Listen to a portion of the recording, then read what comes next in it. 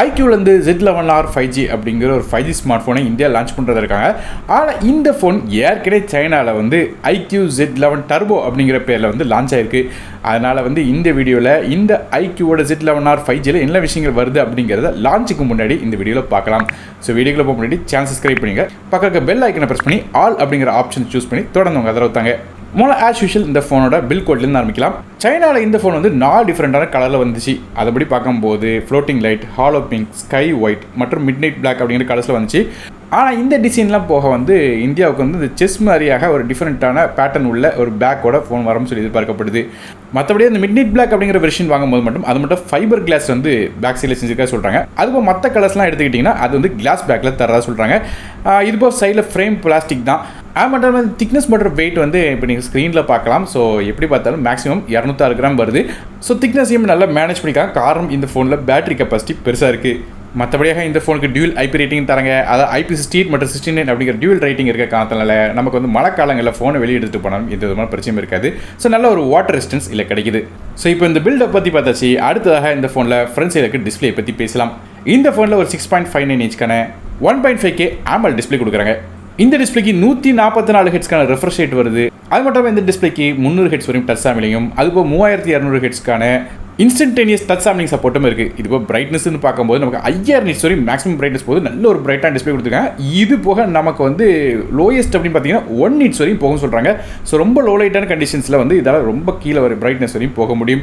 மற்றபடி 4320 ஹெட்ஸ்க்கான high frequency PWM dimming சப்போர்ட்டும் இருக்குது. அதனால் டிஸ்பிளே வந்து ஃப்ளிக்கர் ஆகாது. இதுபோ DC டிமிங் சப்போர்ட்டும் தராங்க. மற்றபடியே பஞ்ச் ஹோல் டிஸ்பிளேயாக வர இந்த டிஸ்பிளேல ஷார்ட்டோட ஷீல்டு அப்படிங்கிற கிளாஸ் ப்ரொடெக்ஷன் தராங்க.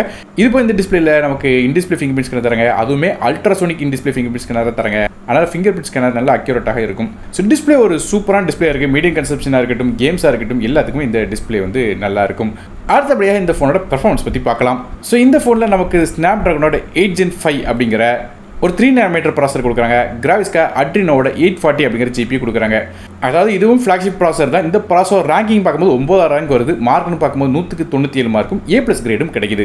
ஸோ பெர்ஃபார்மன்ஸ் பிரச்சனை இருக்காது. ஆஸ் யூஷுவல் ஹெவியான கேம்ஸ், மல்டி டாஸ்கிங் எல்லாமே வந்து பண்ண முடியும். ஸோ கேம்ஸ் எந்த கேம்ஸ்னாலும் ஹெவியாக நீங்கள் வந்து வச்சு விளாட முடியும். நோட் பண்ண வேண்டிய விஷயம் நமக்கு என்னன்னு கேட்டிங்கன்னா, இந்த ஃபோனில் அந்த CPU த்ராட்டில் டெஸ்ட் நடக்கும்போது மட்டும் கொஞ்சம் ஸ்டெபிலிட்டி வந்து கொஞ்சம் குறையிறதாக சில வீடியோஸ் வந்து பார்க்க முடிஞ்சுது. ஆனால் இதுவுமே ஆஸ் யூஷுவல் வந்து சாஃப்ட்வேர் அப்டேட்டில் ஃபிக்ஸ் பண்ணுறதுக்கான வாய்ப்பு இருக்குது. ஸோ எப்படி பார்த்தாலும் நமக்கு வந்து கேம்ஸ்ன்னு பார்க்கும்போது இந்த த்ராட்லிங் எந்த வகையிலையும் வந்து உங்களுக்கு வந்து தொந்தரவு கொடுக்காது. அதனால் கேம்ஸ்னு பார்க்கும்போது எந்த ஒரு இடத்துலையும் நீங்கள் வந்து லேக்னஸ் நோட் பண்ண மாட்டீங்க. இது போய் இந்த ஃபோனில் வந்து Qt அப்படிங்கிற மாஸ்டர் ஹைப்பர் கோர் இன்ஜின் கொடுக்குறதா சொல்கிறாங்க. அது மூலமாக இந்த ஃப்ரேம்ஸ்லாம் வந்து இன்னும் கொஞ்சம் இன்டர்பிரேட் பண்ணி தரும். அதனால் ஃப்ரேம் ட்ராப்ஸ் எதுவுமே நோட் பண்ண மாட்டீங்க. அது இப்போ கேம்ஸ் வந்து ரொம்ப நேரம் விளாண்டாலும் ஹீட் ஆகக்கூடாதுங்கிறக்காக இல்லை டூம் VC லிக்விட் கூலிங் சேம்பரும் கொடுக்குறா சொல்கிறாங்க. அதனால் கேம்ஸ் விளாண்டா பெரிய லெவலில் ஹீட் ஆகாது. மற்றபடி ஆண்ட்ராய்டு பெஞ்ச் மார்க் என்னன்னு கேட்டிங்கன்னா கிட்டத்தட்ட 3.59 மில்லியனுக்கான ஸ்கோர்ஸ் வந்து இதுலேருந்து கிடைக்குது. ஸோ நல்ல ஒரு ஸ்கோர் வந்து இருக்குது. அதுபோல் கேம்ஸ் விளாடும்போது இந்த நெட்வொர்க் இஷ்யூ எதுவுமே இருக்கக்கூடாதுங்கிறக்காக இதில் 24 சரௌண்ட் ஆண்டனா கேப்சர் சிஸ்டம் கொடுக்குறா சொல்கிறாங்க. அதனால் செல்லுலர் ரிசெப்ஷன் நல்லா இருக்கும். AI ஸ்போர்ட்ஸ் சிக்னல் இன்ஜின் 2.0 அப்படிங்கிற ஃபீச்சர் கொடுத்துருக்காங்க. அது மூலமாக சிக்னல் ஏதாவது பிரச்சனை வருதா முன்கூட்டியே கண்டுபிடிச்சி சிக்னலை கரெக்டாக மேம்படுத்துறதுக்கு இது வந்து ஹெல்ப் பண்ணுன்னு சொல்கிறாங்க. மற்றபடி சைனா லான்ச் பண்ண RAM மற்றும் இன்டர்னல் ஸ்டோரேஜ் நீங்கள் இப்போ ஸ்க்ரீனில் பார்க்கலாம். ஆனால் இந்தியா பொறுத்த நமக்கு வந்து 8 GB RAM கான்ஃபிகரேஷன் வந்து ஆரம்பிக்கும்னு சொல்லி எதிர்பார்க்கப்படுது. RAM வெர்ஷன் பார்த்தீங்கன்னா நமக்கு வந்து இதில் LPDDR5X அல்ட்ரா அப்படிங்கிற RAM கொடுத்துருக்காங்க. கிட்டத்தட்ட இந்த RAM மூலமாக 9600 MB அதாவது கிட்டத்தட்ட 9 GBக்கு வந்து ஃபைல்ஸ் வந்து அட் அ டைமில் ட்ரான்ஸ்ஃபர் பண்ணுறதுக்கான கெப்பாசிட்டி இந்த ரேமில் இருக்க சொல்கிறாங்க. அந்தளவுக்கு ஃபாஸ்ட்டான RAM கொடுத்துருக்காங்க. இது இப்போ ஸ்டோரேஜ்னு பார்த்தீங்கன்னா UFS 4.1 கொடுத்துருக்காங்க. அதுவுமே ரீடிங் மற்றும் ரைட்டிங் ஸ்பீட் தாறுமாறாக இருக்கும். ஸோ அதனால் கேமிங் விளையாடுறவங்களுக்கு கண்டிப்பாக இது ஒரு சூப்பரான ஆப்ஷனாக இருக்கும். மற்றபடி ஃபோனோட OS பற்றி பேசலாம். இந்த ஃபோன் Android 16 பேஸ் பண்ண Origin OS 6 அப்படிங்கிற இன்டர்ஃபேஸோட வருது. அப்டேட்ஸை பற்றி கம்பெனி இப்போதைக்கு கிளியராக மென்ஷன் பண்ணல. ஒரு 3 இயர்ஸ்க்கான அப்டேட்ஸ் தருவாங்க. ஸோ எதிர்பார்க்கப்படுது. அடுத்ததாக இந்த ஃபோனோட கேமராஸ் பற்றி பார்க்கலாம். பேக் சைடில் இந்த ஃபோனில் நமக்கு 2 கேமரா கொடுக்குறாங்க. மொதல் கேமரா 200 மெகாபிக்சலுக்கான சாம்சங்கோட HP5 அப்படிங்கிற சென்சர் கொடுத்துருக்காங்க. இது f1.8 ஆப்பர்ச்சரில் வருது. இது ஒரு 1/1.56 இன்ச்க்கான சென்சராக இருக்குது. இதே கேமராவுக்கு நமக்கு ஆப்டிகல் இமேஜ் ஸ்டெபிலிட்டி சப்போர்ட்டும் இருக்குது. வீடியோஸ்னு பார்க்கும்போது நமக்கு 4K footage 60 frame per second வரைக்கும் கேப்சர் பண்ணலாம். மேலும் இந்த 200 மெகாபிக்சல் கேமராவால் நமக்கு வந்து 4x வரையும் லாஸ்லெஸ் ஜூமில் ஃபோட்டோஸ் எடுக்கலாம்னு சொல்கிறாங்க. நல்ல ஒரு ஜூம் கேப்பபிலிட்டியோடு எடுக்கலாம். அதாவது 1x 2x 3x போய் 4x வரையும் நமக்கு வந்து ஒரு லாஸ்லெஸ் ஜூமில் வந்து ஃபோட்டோஸ் எடுக்க முடியும். ஸோ நமக்கு டெலிஃபோட்டோ கேமராவே தேவையில்லை. இந்த ஃபோன் மூலமாக ஃபோட்டோ எடுத்திங்கன்னா அந்தளவுக்கு குவாலிட்டியான பிக்சர்ஸ் நமக்கு கிடைக்கும். மேலும் போர்ட்ரேட் மோட்னு பார்த்தீங்கன்னா கூட நமக்கு இதில் ஃபுல் ஃபோக்கல் லென்த் போர்ட்ரேட் எடுக்கலாம். அதுவுமே 50 mm 85 mm மாதிரியான ஷார்ட்ஸ் நம்ம எடுக்கலாம். லைவ் ஃபோட்டோஸ் அப்படிங்கிற ஆப்ஷன் கூட இருக்குது. கிட்டத்தட்ட 12 மெகாபிக்சல் அவுட்புட்டோட வருது. மற்றபடியாக இது போக நமக்கு 50 மெகாபிக்சலில் வந்து ஃபோட்டோஸ் எடுக்கிற ஆப்ஷனும் 200 மெகாபிக்சலில் எடுக்கிற ஆப்ஷனும் இருக்குன்னு சொல்கிறாங்க. ஸோ பிரைமரி கேமரா ஒரு சூப்பரான கேமரா கொடுத்துருக்காங்க. மற்றபடியாக ரெண்டாவதாக பேருக்கு ஒரு 8 மெகாபிக்சல் அல்ட்ரா வைட் சென்சர் கொடுக்குறாங்க. இது f2.2 ஆப்பர்ச்சரில் வருது. இந்த ரெண்டாவது கேமரா வேறு ஏதாவது பெட்டராக இன்னொரு கேமரா கொடுத்துருக்கலாம். டெலிஃபோட்டோ கேமரா தேவையில்லை. பிரைமரி கேமரா நமக்கு வந்து 2x 3xலாம் எடுக்க முடியுது. அப்படி பார்க்கும்போது இந்த அல்ட்ரா வைடோட அந்த மெகாபிக்சல் கவுண்ட் இன்னும் கொஞ்சம் கூட்டிக்கலாம். அட்லீஸ்ட் ஒரு 13 மெகாபிக்சலுக்கு மேலே வச்சிருந்தாங்கன்னா ஒரு பெரிய அப்கிரேட் மாதிரி தெரிஞ்சிருக்கும் கேமரா போன ஜென்ரேஷன் கம்பேர் பண்ணி பார்க்கும்போது. மற்றபடியாக ஃப்ரண்ட் சைடில் செல்ஃபியை பற்றி பேசுவோம். இந்த ஃபோனில் ஃப்ரண்ட் சைடில் ஒரு 30 மெகாபிக்சல் ஃப்ரண்ட் ஃபேசிங் கேமரா தராங்க. இது f2.2 ஆப்பர்ச்சரில் வருது. மற்றபடி செல்ஃபி கேமராவில் நமக்கு வந்து 4K footage 60 frame per second வரைக்கும் கேப்சர் பண்ணலாம்னு சொல்கிறாங்க. ஸோ இது ஒரு நல்ல ஒரு பாயிண்டாக இருக்குது. ஏன்னா செல்ஃபி கேமராவில் 4K ஃபுட்டேஜ் அதாவது 60 ஃப்ரேம் பெர் செகண்ட் வரைக்கும் கேப்சர் பண்ண விட்டுறது சூப்பரான விஷயம். ஸோ இதான் இந்த ஃபோனோட கேமராஸாக இருக்குது. இது போக நமக்கு இந்த ஃபோனில் நெட்வொர்க்ஸ் பொறுத்தவரை நமக்கு IR சென்சர் கொடுக்குறாங்க. ரிமோட்டை கூட வந்து யூஸ் பண்ணிக்கலாம். உங்கள் வீட்டில் உள்ள இந்த டிவி ஏசி மாதிரியான திங்ஸ் வந்து டேரெக்டாக ஃபோன் மூலமாக யூஸ் பண்ணிக்கலாம். இது போக 5G கனெக்டிவிட்டி இருக்குது. மேலும் நமக்கு Dual 4G connectivity, Wi-Fi 7, Dual band GPS, Bluetooth 6.0 மாதிரியான விஷயங்கள் தராங்க. மற்றபடி USB Type-C வெர்ஷன் வந்து நமக்கு நார்மலாக 2.0 போல் தான் கொடுக்குறாங்க. ஸோ இந்த 3.2 கொடுத்துருந்தா இன்னும் கொஞ்சம் நல்லா இருக்கும். 2.0 போது நமக்கு டேட்டா கேபிள் வச்சு கால் பண்ணிங்கன்னா ஸ்பீடு எந்த அளவுக்கு பெருசாக இருக்காது. ஆடியோஸை பற்றி பேசுவோம். நமக்கு இந்த ஃபோனில் 3.5 ஆடியோ சப்போர்ட் கிடையாது. அதுக்கு பதிலாக USB Type-C ஆடியோ தராங்க. ஆனால் ஸ்டீரியோ ஸ்பீக்கர் சப்போர்ட் இருக்குது. அடுத்ததாக இந்த ஃபோனோட பேட்டரிஸ் பற்றி பேசலாம்.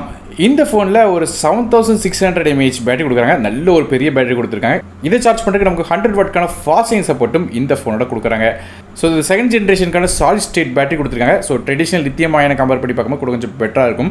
குறிப்பாக இந்த பேட்டரிஸால் நமக்கு வந்து 40 டிகிரிஸ் ஹை ஹீட்லேயும் அதுபோக -20 டிகிரிஸ்லேயும் கூட வந்து ஒர்க் பண்ண முடியும்னு சொல்கிறாங்க. அது மட்டும் இல்லாமல் நமக்கு வந்து பைபாஸ் சார்ஜிங் மாதிரியான டெக்னாலஜியும் கொடுக்குறாங்க. அதனால் கேம்ஸில் ஆடும்போது ஃபோனை ஹீட் பண்ணாமலே நம்மளால் பைபாஸ் சார்ஜிங் போட்டுக்கிட முடியும். கடைசியாக அந்த ஃபோனோட ப்ரைஸிங் இப்போ நீங்கள் ஸ்க்ரீனில் பார்க்கலாம். ஸோ இந்தியா லான்ச் ஆகும்போது நமக்கு 8GB RAM வேரியண்ட்லேருந்து ஆரம்பிக்கும். ஸோ கொடுத்துருக்கிற ப்ரைஸிங் வச்சு பார்க்கும்போது இந்தியாவில் ஒரு 30,000 40,000 செக்மெண்ட்டில் இந்த ஃபோன் லான்ச் ஆகும் எதிர்பார்க்கப்படுது. ஸோ அப்படி லான்ச் ஆச்சுன்னா கண்டிப்பாக ஒரு சூப்பரான ஒரு IQ ஃபோனாக இருக்கும். காரணம் இந்த இடம் வந்து கேமரா கூட கொஞ்சம் அப்கிரேட் பண்ணியிருக்காங்க. அதை பிரைமரி கேமரா அப்கிரேட் ஆகிருக்கு. இந்த ரெண்டாவது கேமராவும் அப்படியே 13 மெகாபிக்சலில் கூட்டு இருந்தாங்க இன்னும் கொஞ்சம் சூப்பராக இருந்திருக்கும். மற்றபடி டிஸ்பிளேயும் சூப்பரான டிஸ்பிளே, ப்ராசரும் நல்லா அப்கிரேட் ஆகிருக்குது.